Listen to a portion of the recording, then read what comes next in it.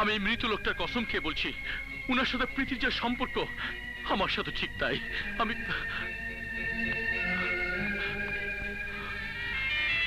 ওর মতো আমার একটা বোন ছিল, এই বয়সে তার মৃত্যু হয়েছে। আমি প্রীতির মাঝে সে হারানো বোনটাকে খুঁজে পেয়েছি। আমি আমি যদি একদিন মিথ্যে বলে থাকি, তাহলে মরার পর যেন আমার কবর জায়গা না হয়। তার সাথে যদি আমার কোনো সম্পর্কই থাকে, তাহলে আপনি প্রত্যাখ্যান করার পর সে আত্মহত্যা করতে যাবে কেন? বলুন কেন? ও আপনাকে ভালোবাসে, জীবনের চেয়ে বেশি ভালোবাসে। প্রীতি,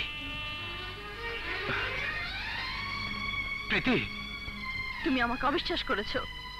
আর সবচেয়ে বিশ্বাসের কাজটি আমি করব। আমি তোমাকে বিয়ে করব।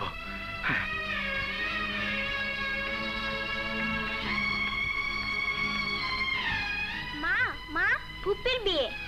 ফুপির বিয়ে? হ্যাঁ, চলো।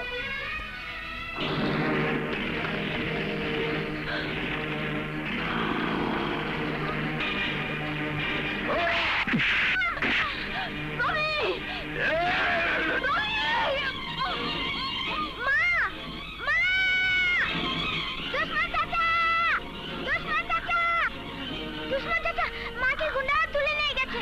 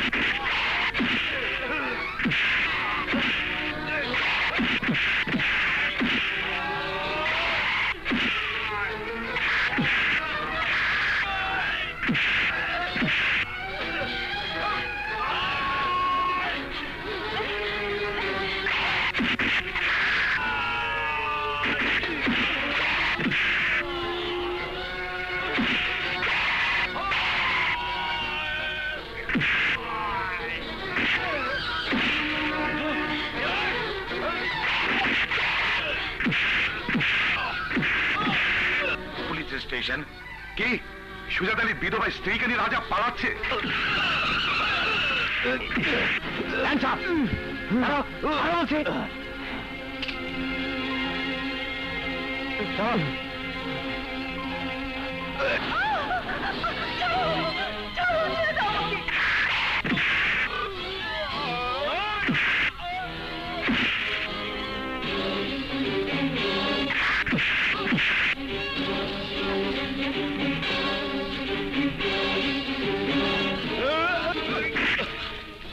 আমাকে মারবেন না, আমি যা কিছু করেছি আপনার বাবার আদেশই করেছি। তোর কথা যদি মিথ্যা হয় তাহলে তোকে আমি খবর দেব।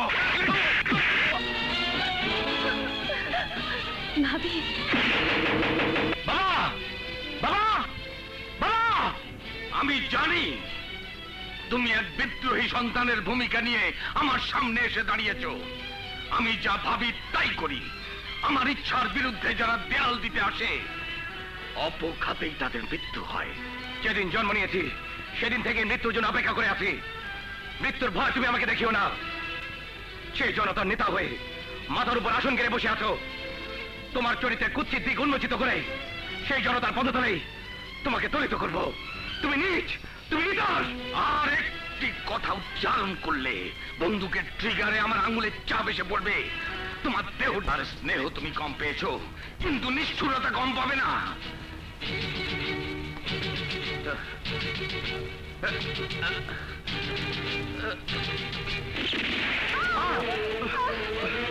মা মা মা, এত রক্ত! এই রক্ত 30 বছর ধরে ঝরছে। পিতা পুত্রের সম্পর্কের অবনতি ঘটবে জেনে আমি আমি সবকিছু তোর কাছে গোপন রেখেছিলাম। হেন খারাপ কাজ নিয়ে যা সে করতে পারে না। সুজাত আলীর স্ত্রীকে ভোগ করার জন্য সেই সুজাত আলীকে খুন করেছে। আর আর দোষ পড়েছে ট্রাক ড্রাইভার রাজার।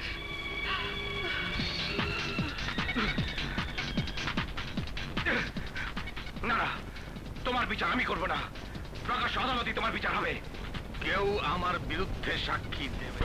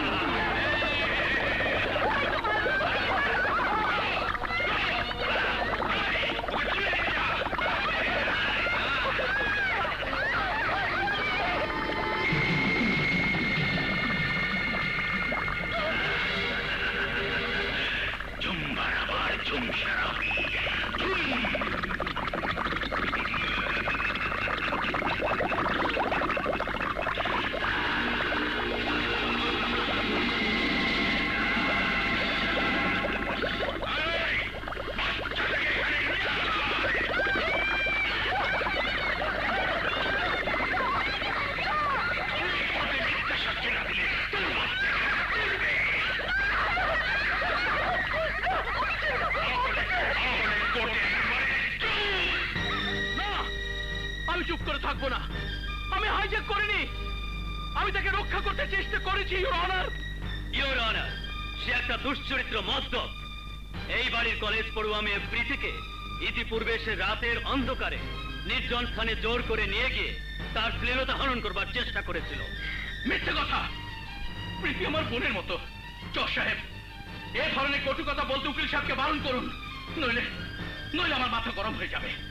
প্রকাশ্য আদালতে আমার বোনের নিন্দাবাদ হতে আমি দেব না। মূল প্রসঙ্গে আসুন। কৌশলে সে এবারে সবাইকে জয় করে নিয়েছিল। পারেনি শুধু সুজাত আলীর বিধবা স্ত্রীকে, তার কুৎসিত নজর পড়েছিল এই সহজ সরল বিধবা মহিলাটির উপর।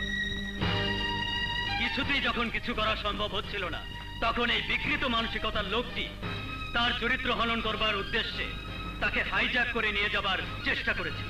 এই উকিল সাহেব, আপনার ঘরে কি মা বোন নেই?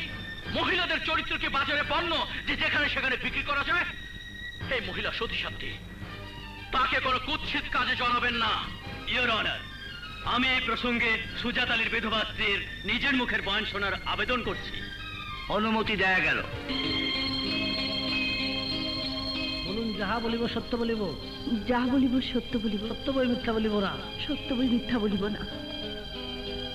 বলুন, কাঠগড়ায় দাঁড়ানো এই লোকটি আপনাকে হাইজ্যাক করে নিয়ে যাচ্ছিল কিনা?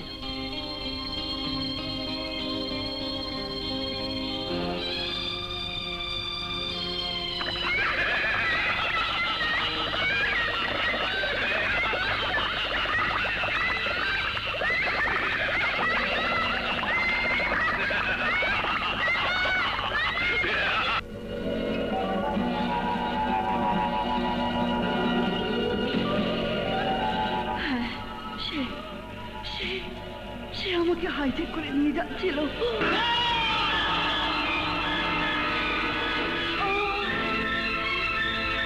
ইওর অনার, এই মহিলা সেই বিভৎস দৃশ্যের কথা মনে করে বেহুশ হয়ে গেছে। এরপরে তার অপরাধের ব্যাপারে আর কোনো সন্দেহ থাকার কথা নয়। আমি তার শাস্তির আবেদন করছি। না,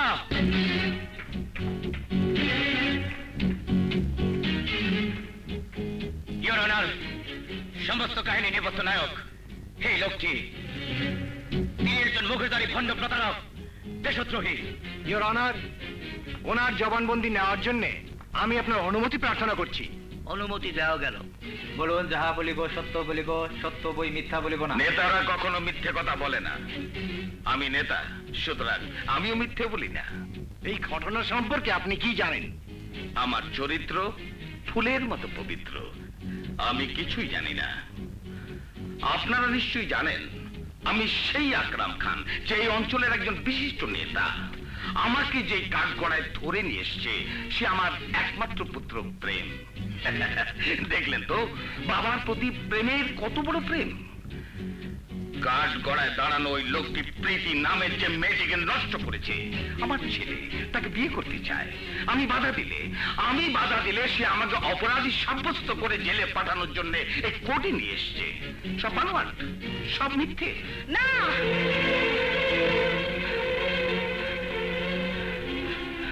উকিল সাহেব, আপনি এই টেপ রেকর্ডারটা হুজুরের কাছে পেশ করুন। এতে তার নিজের মুখে স্বীকারোক্তি আছে।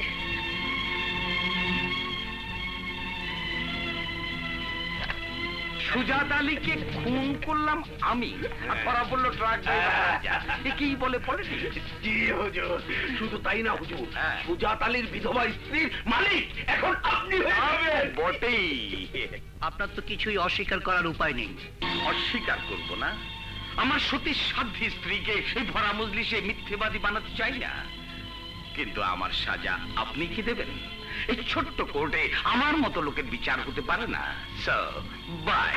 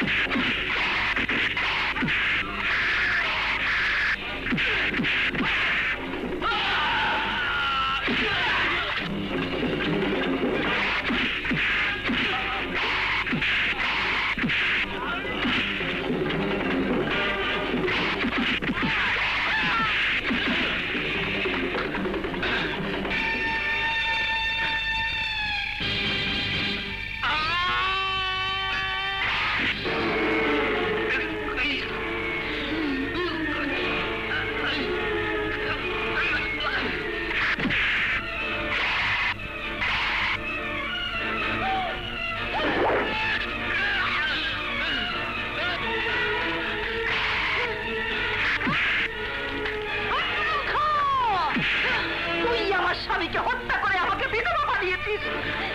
তুই আমার ইজ্জত নষ্ট করতে চেয়েছিস। তুই আমার ছেলেকে আগুনে পুড়িয়ে মারার ভয় দেখিয়ে আমাকে দিয়ে নিরীহ মানুষটির বিরুদ্ধে মিথ্যে সাক্ষী দিতে বাধ্য করেছিস।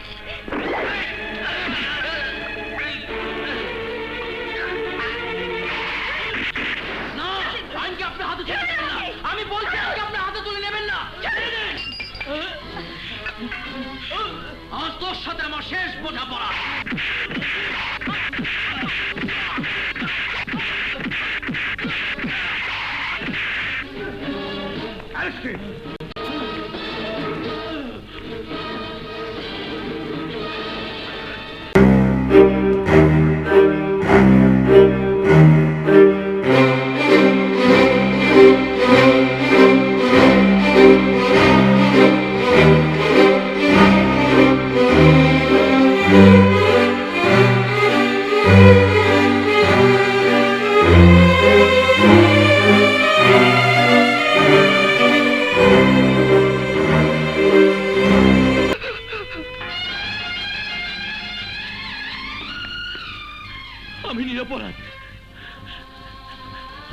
বিরুদ্ধে কোনো অভিযোগ থাকার কথা নয়। আপনাকে আপনাকে অনেক দুঃখ দিয়েছি, আমাকে ক্ষমা করে দেবেন, আমাকে ক্ষমা করে দেবেন। আমি চলে যাচ্ছি, আমি চলে যাচ্ছি, আমার সাথে শেষ। আমি আমি চলে যাচ্ছি রে, আমি আমি চলে যাচ্ছি। মা দাদাকে ফেরাও মা, মা দাদাকে ফেরাও মা, দাদাকে ফেরাও মা, মা মা গো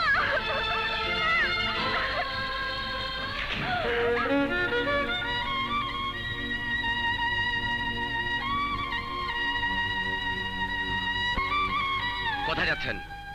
আমি চলে যাচ্ছি। আপনি তো জানেন আমি নির্দোষ, আমি তো এখন স্বাধীন। আপনি স্বাধীন? হ্যাঁ। আপনি পরাধীন। পরাধীন?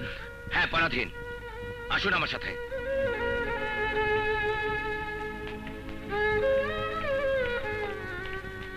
এই লোকটা আপনার মাঝে তার হারানো সন্তানকে ফিরে পেয়েছিল, তাকে তার সন্তান দিন। ওকে ওকে ওর বাবা দিন, ওকে ওকে ওর ভাই দিন, তাকে বেঁচে থাকার অবলম্বন দিন। আপনি কি করলেন? এখন আমি কি করব? এখন আমি কি করব? বলুন বলুন, এখন আমি কি করব? এখন আমি কি করব?